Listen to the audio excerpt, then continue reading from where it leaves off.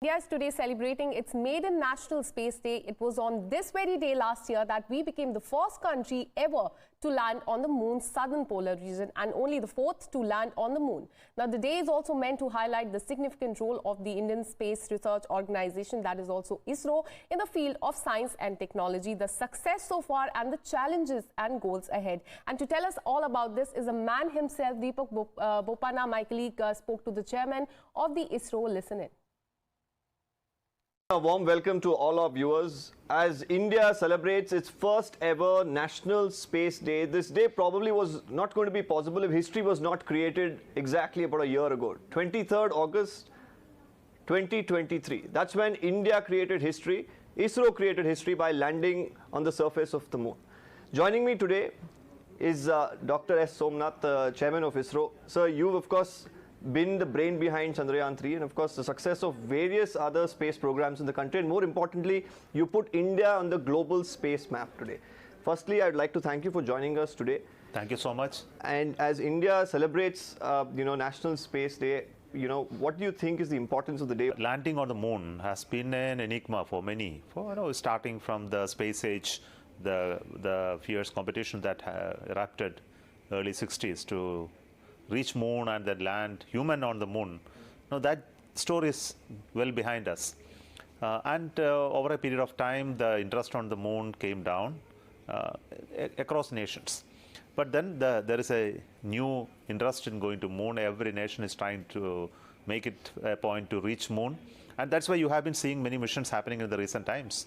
The Russians, the Americans, the Japanese, the Chinese, all of them were sending moon, not human beings. They are robotic missions. So in that context, the mission of India going to moon, in the renewed interest of going to moon, becomes significant. And for us, the significance came because that we were the first to land on the southern side of the moon, which is considered to be more scientifically of greater interest.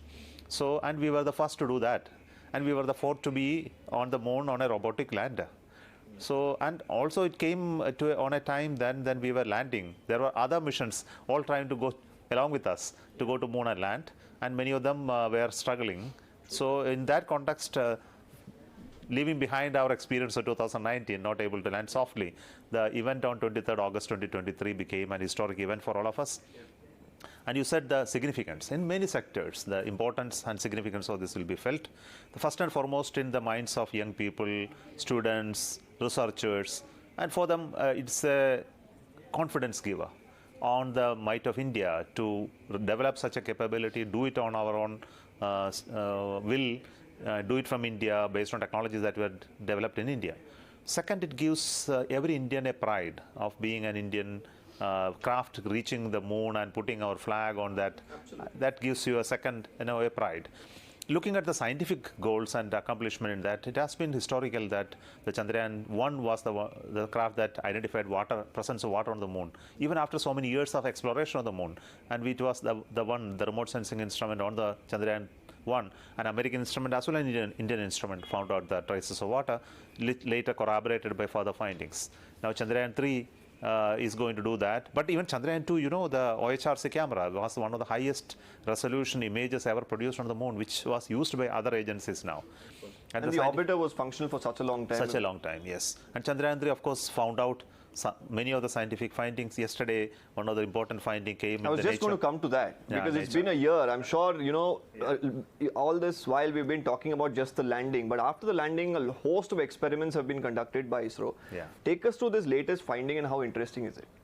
So there are many in the pipeline to come out in the reputed journals and newspapers. Yesterday's finding on the lunar surface evaluation by the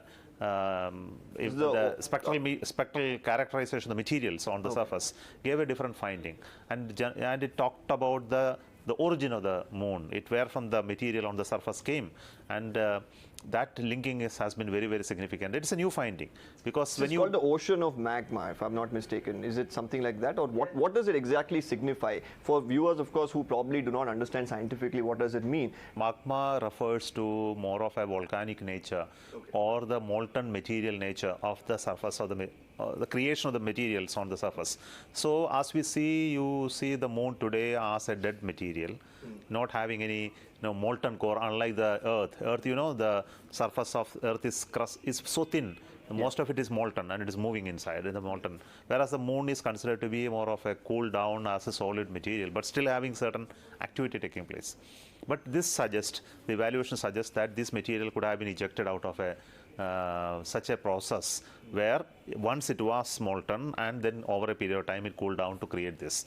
Instead of assuming that no, the nature of creation was from a aggregation of materials that moon got created. India is the first country to get this sort of got sort of such an idea because we were able to do measurements at multiple locations. Possibly this was never done before. That's very interesting. And talking about Chandrayaan 3, we should also talk about the future of Chandrayaan as well. I've just been informed that 4 and 5, Chandrayaan 4 and 5, the design is almost ready. So what's the plan for 4 and 5? Foremost is you must continue to go to moon. See, the one mission that we did on landing is only the beginning. And we need to learn how to bring back that craft back to Earth. We did something in Chandrayaan 3, just lifting off, bringing back the orbiter back to Earth orbit. Some of the initial studies were done. But going there, landing, then taking off using a propulsive assist device, and then come back to Earth, return to Earth, and then collect the sample. It's next order of things. So this is first step. But this will be done in a scaled version. That's what we call Chandrayaan 4. Okay, so the plan, of course, will be going there now, conducting more experiments and probably trying to bring back. Yeah. It's actually, proving the technology of coming back is the primary objective. Of course, while we come back, why not collect some samples and come? Absolutely. Okay, so that's the first part of it.